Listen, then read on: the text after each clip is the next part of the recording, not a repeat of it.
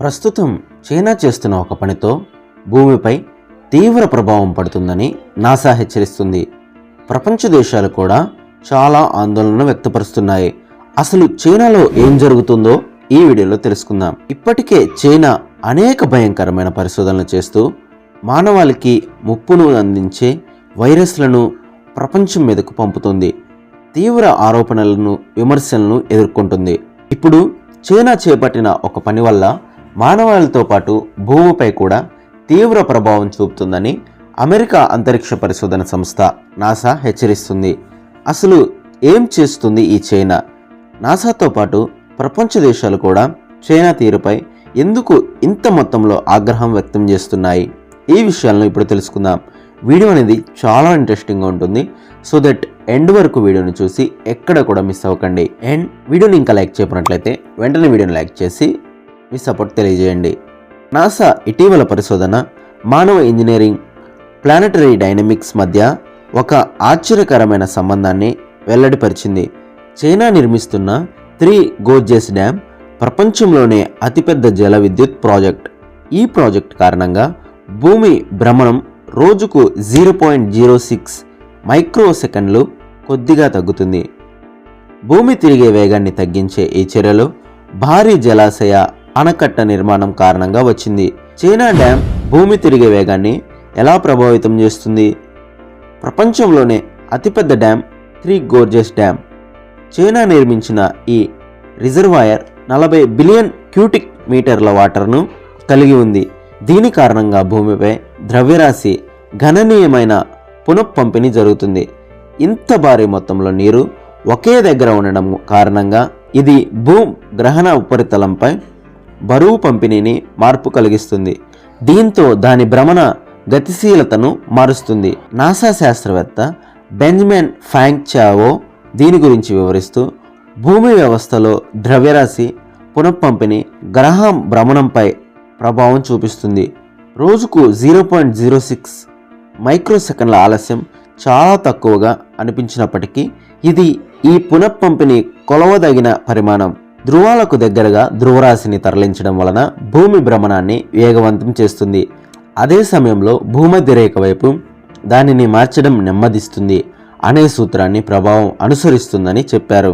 3 Gorges dam Yangtze నదిని 185 మీటర్ల ఎత్తులో 2 కిలోమీటర్లకు పైగా విస్తరించి ఉన్న ఈ మానవ అద్భుత నిర్మాణంగా చెప్పవచ్చు. ఇది ఆశ్చర్యపరిచే విధంగా 22,500 మెగావాట్ల విద్యుత్తును ఉత్పత్తి చేస్తుంది. అంటే ఈ ఒక్క డ్యామ్ ఉత్పత్తి చేసే విద్యుత్ అనేక దేశాల ఉత్పత్తి చేస్తున్న విద్యుత్ శక్తి కంటే అత్యధికమైనది. 2020లో ఇది 112 టెరావాట్స్ గంటలు విద్యుత్ను ఉత్పత్తి చేయడం ద్వారా రికార్డ్ నెలకొల్పింది. ఇదంతా బాగానే ఉన్న ఈ డ్యామ్ భూమిపై తీవ్రంగా ప్రభావం చూపుతుంది. భూభ్రమణంతో సహా భూమి భౌతిక లక్షణాలను ప్రభావితం చేస్తుంది. ద్రవ్యరాశి భూమధ్య రేఖ వైపు మారినప్పుడు గ్రహం భ్రమణం తగ్గుతుంది. దీనికి విరుద్ధంగా, అంటే ధృవాల వైపు కదిలే ద్రవ్యరాశి భూభ్రమణ వేగవంతం చేస్తుంది.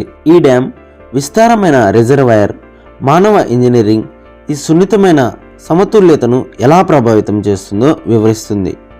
ఇటువంటి మార్పులు చిన్నవిగా ఉన్నప్పటికీ మానవులు చేతితో చేసే కార్యకలాపాలు సహజ వ్యవస్థల మధ్య పరస్పర చర్చను అర్థం చేసుకోవడంలో ముఖ్యమైనవి.